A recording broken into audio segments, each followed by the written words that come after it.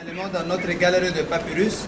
Tout d'abord, je voudrais vous donner une simple idée sur la plante de papyrus et comment les anciens Égyptiens ont fabriqué un papier de cette plante. Voici la plante de papyrus. C'est une plante aquatique et tropicale et royale chez les anciens Égyptiens. Elle a besoin d'une haute température et beaucoup d'eau. Les anciens Égyptiens ont considéré cette plante comme une plante sacrée dont des réseaux d'abord la tige triangulaire comme le pyramide qui était le symbole de l'éternité. Deuxième, la fleur ressemble les rayons du soleil, les symboles des deux soleils Amon-Ra. Alors pour fabriquer un papier comme ça, on coupe la tige selon la taille qu'on veut. Après, on enlève les écorces vertes comme ça, ce que vous voyez.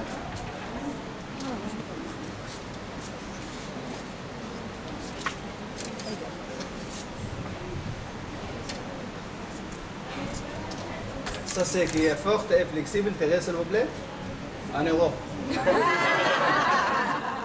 C'est là les anciens Égyptiens utilisaient ces écorces pour fabriquer des sandales, des chapeaux, des casquettes, des paniers. Mais le plus important, c'est la partie antérieure. Elle est fragile et facile à casser parce qu'elle contient une quantité d'eau ici. Pour faire sortir la quantité d'eau, on utilise les marteaux. Chez nous, la femme utilise ces marteaux pour taper à la tête des marteaux. Ouais, bon. Chez nous, c'est pareil. Chez vous, le rouleau, c'est vrai? Un rouleau à pâtisserie. Et puis on met les lamelles dans l'eau naturelle pour 6 jours. Après 6 jours, elle devient visqueuse parce qu'elle est dans la cellulose naturelle. Ah, ouais. Et puis on apporte 2 morceaux de moquette, mais les anciens Égyptiens n'avaient pas de moquette. On utilise de cuire la peau de bête. Et puis on met les lamelles en manière horizontale ici et verticale comme ça. Entrecroisé sur l'autre jusqu'à la fin. Et aussi comme ça, entrecroisé sur l'autre jusqu'à la fin. Après ça, elle devient comme ça. Et puis on les ferme bien. Et on les met sur la presse pour 6 jours encore. Mais les anciens Égyptiens n'avaient pas de la presse. On utilise 2 grosses femmes. Le vrai, on utilise 2 grosses pierres.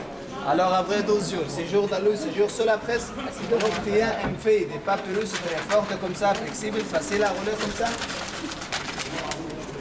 Si on les met sur la lumière, on voit les lignes verticales et les lignes horizontales. C'est la différence entre le vrai papyrus et le faux papyrus.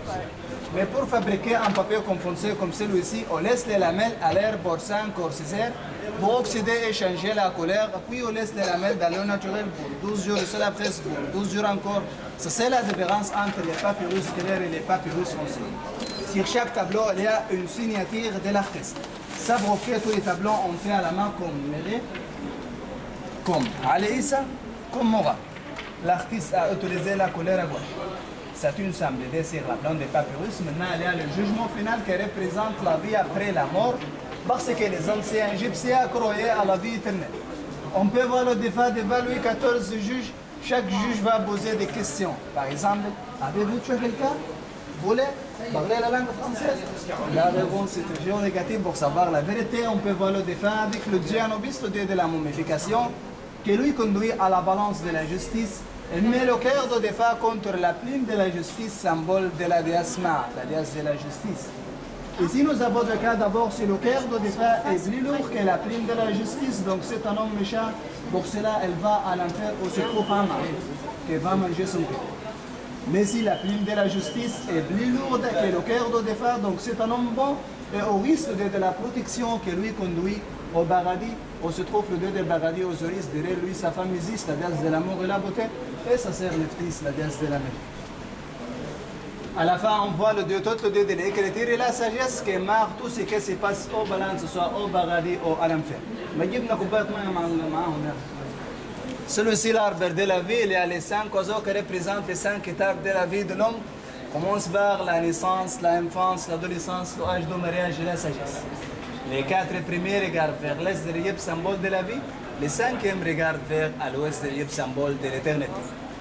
Le calendrier original se trouve maintenant au musée de Louvre à Paris. Ici, on voit les 4 coupes de 2 oris qui représentent les 4 poids cardinaux. 4 dias de ciel qui apportent les 4 colonnes de ciel. Le total des personnages est 12 qui représentent 12 mois de l'année.